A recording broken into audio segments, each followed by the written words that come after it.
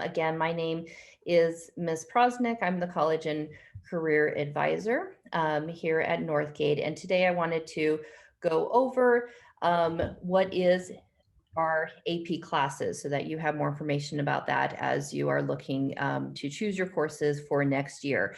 Quick thumbs up if everybody can see my presentation fine. Thank you. All right, so starting out, the AP classes are very unique classes. So they are administered by the College Board to really provide students with advanced college level coursework while in high school. Since it's administered by the College Board, one of the unique things is that it's able to, at the end of the year, have students take an exam for college credit, and that's in part because the curriculum is really developed at this higher level. For colleges that choose to accept the exams as proof of that you have met the requirements for college credits. Typically, students who take the exam and score a 3, 4, or 5 will be able to receive that credit. And I'll go into a little bit more detail about that in a bit. Currently, we have over 400 students that are enrolled in one or more AP classes. So it's very popular here as a way to really get into different subject materials, and our teachers do an amazing job of preparing students for the exam to get that college credit. We had over 84% of our students earn a 3 or higher on those exams. So a little bit more about what makes an AP class different from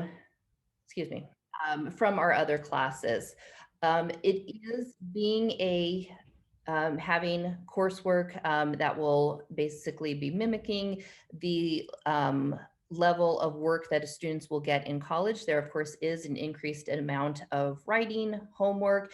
A number of our classes have summer prep work. The classes are taught also in part with the goal of having the students pass the AP exam so that they really are able to apply this more rigorous academic experience towards their future in university. AP classes also offer an extra grade point for students on their transcript, which is great because it again is an easy way to really show how you have been taking this advanced coursework. And being a college level course, the classes tend to move along a little bit more quickly than with increased rigor and really getting into the subject material. So a quick little comparison between our AP classes as well as our honors classes. Both classes have advanced coursework. Both with the college admissions, many college admissions offices, in addition to the GPA boost that honors and AP classes may give us students. So you can see here with our honors classes, they get about a half-point additional boost. With the AP classes, it's an additional point boost for each class they're taking. But outside of that, a lot of colleges recognize that honors and AP are both advanced courses, that they're really going deep into the material. And so outside of the GPA, often view it, both classes, as a student taking the initiative to take that advanced coursework. And both honors and AP really explore the subjects in more detail. Main difference, again, the AP classes are really designed to be college level work. And as such, students, if they take the exams, will have the opportunity to gain college credit. So a little bit on why to take the AP class. In high school, it really offers you a wonderful, challenging learning opportunity. There is that additional grade point for your GPA, and it allows students to really focus and explore an area of interest. So if you look at your transcript as a way, kind of like a resume, a way for you to really show what you're interested in, where you think your abilities are as a student, I think taking an AP class or even an honors class is a great way to really demonstrate that for colleges. And then, of course, our colleges, they like to see that how it's demonstrating that rigor, it's really indicating your college readiness. And then you always do, by taking the exam, have that opportunity to take this for credit. So I do have some links that I wanted to share out with you guys. So I wanted to share out with you guys some links that might be useful on the College Board portal itself. So both how to explore courses in addition to talking to our teachers and looking in our course catalog. Since these are designed at a national level, you can actually go into the College Board webpage now and explore the different classes and what the objectives are and the material covered. And I think that's kind of an interesting thing. Also, to help students prepare for the AP exams, students have access to an AP portal, student portal, that has a lot of resources from the College Board site. Also, because students are usually dually interested in both taking these advanced courses, but also getting college credit for it, it's not a bad idea to explore how any college you're interested in will accept that credit. So for example, in some of our I'm trying to think of a good example of a class, but if you were taking AP psychology, for example, it's a great class to take. It's really interesting. Our students really love it. And then oftentimes as part of at least a general core requirement in order to get a bachelor's degree, many colleges do need a student to take a class similar to psychology. If you're able to take that in high school, perform, a 3 or higher on the AP exam, many colleges allow that to count for either the general core requirements needed to graduate from college, or it might even count further. If you were a psychology major, it could possibly count as something towards your major requirements. And so this Lincoln College Board gives a general overview as to how some of these classes transfer to various colleges. And you can go on college web pages to get a little bit more detail for that. It's not a bad idea to look now. Most of our state colleges across the nation accept AP credit pretty readily, and then it will vary a little bit more with the private colleges. Okay, some of the challenges that faces our AP students, again, being a advanced level class, it is important to just recognize that across the board, colleges, all of us here at Northgate really want to make sure that students stay healthy. It does nobody any good if a student starts burning out because they're taking classes that are really just, too much for them. We really want you to be healthy. We want you to excel. Colleges would much rather have you get an A in a general college prep class than get a C in an AP. You really want to take the AP class if you feel like you can demonstrate how you are academically ready for that rigor. It does not mean that if you are not, that it will put you at any sort of disadvantage. Again, we really want to see you do well. It's a good idea to have an expectation as to what the courses might be like. Again, looking at the course descriptions, talking with the teachers, talking sometimes with your current teacher to see if this is a good idea for you to move into an advanced course within a particular subject area can be really helpful. And then of course, time management skills are really important. So it's a good idea to just keep all of that in mind. College Board also has kind of a general what is AP that you can look at as well. I see some classes or some questions coming in. I'll actually save those for the end unless any of anybody else, the counselors or our admin here would like to answer those, but I will actually save those for the end. I see them coming in. Moving on, also with colleges and what they want, they really do want you to take classes, that are of interest to you. One of the really good feedbacks that I've had about our 6 class maximum for students is that colleges view it as a way for students to really have to pick and choose the courses that are of most interest to them. So if you are hoping to major in a particular area and you only have, the 6 AP classes, they know that, and you are able to really focus on those classes that demonstrate your interests.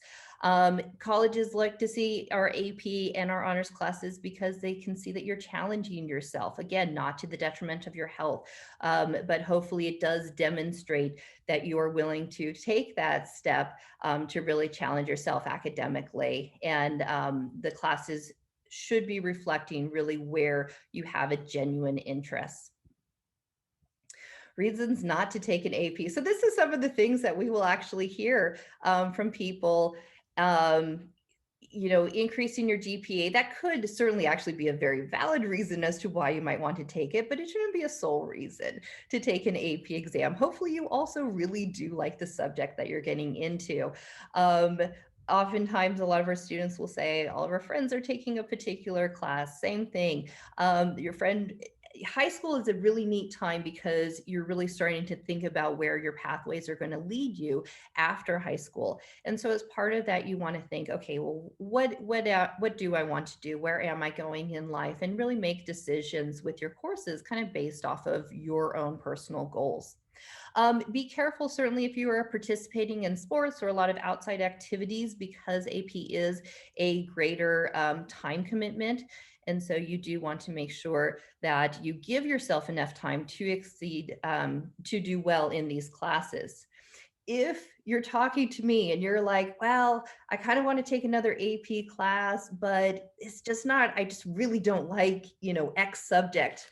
Don't take that class. Really reserve these AP classes, your AP choices, for subjects that you have a high interest in. If you have a high interest in them, you will do well in the class. And our teachers are really excellent and they will help you through, but it's just so much easier. And I think more telling, on your transcript, if you are taking those classes where you really do have that interest.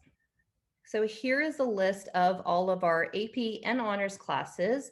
Again, at the end of the presentation, I will be giving you links.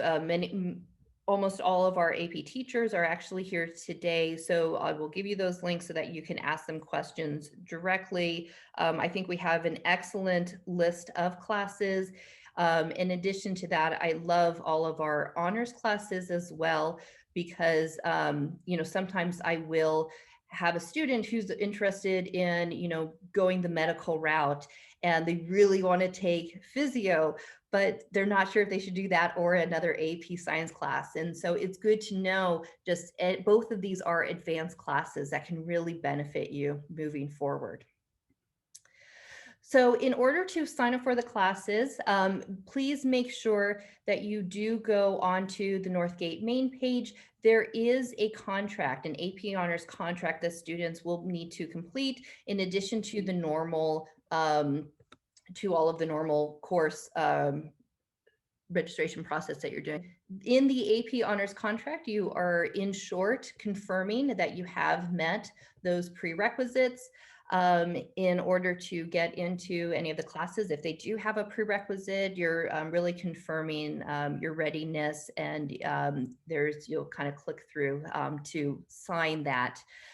So please make sure that you do go and check that out as you are looking to sign up for the AP classes. So as we've mentioned before in the general session, or it was in the chat in the general session, we do have specific rules regarding the number of classes that students can take, AP classes that is. There is no limit on our honors classes. I have a link with some additional information that I just put in the chat. But basically, our Northgate students can take a maximum of 6 AP courses. They can be taken in any combination from sophomore year to senior year. Now, having said that, going from a college admissions kind of point of view, it's really nice to see a general curve up in terms of challenging courses. as in I wouldn't necessarily take 4 AP classes junior year, then drop back down to 2 senior year, because you're not keeping in that general progression moving towards college. A number of students might take a course, an AP course sophomore year, or maybe start their AP coursework junior year, and then continue on senior year in a very gradual, curve up in terms of challenging coursework. I think that's a great idea because it really does let you see what AP courses are like, early on, and then that will give you a better idea of exactly what does work for you, what is best for each student when it comes to the coursework and the time commitment and all of that. This is a unique policy that we have. Universities are informed of these rules in our school report. So it is something that we put into our school report, that students would be, that college admissions officers would be able to see. Many colleges also have additional comment sections, and I think it's always a good idea when it comes time for you to apply to college to put into that additional comment section. Please note that my school has a maximum 6 AP policy. Colleges are excellent when it comes to really taking into consideration what is available to students. And as I had mentioned earlier on, the feedback I've gotten from these colleges are excellent about this policy, they're really supportive of this policy. They want students to be healthy. They want students to be taking classes that truly are of interest to them. There's a lot of benefits overall. All right, so we had a little bit of a late start, but it is time. Let me put in the chat box links to all of our different kind of breakout rooms. I will do that right now. I will also stick around to kind of go through and answer questions. All right. There is all those links. So we have almost all of our classes, I think, represented. Some of them are specific. All of our science classes are together, which is really nice. So if you would like to, So if you would like to take this time, if you are good to go and you have, and you don't have any questions that you want to have answered, please feel free to break out into any of these rooms and ask our teachers questions that you may have. Maybe give them a minute to kind of switch on over.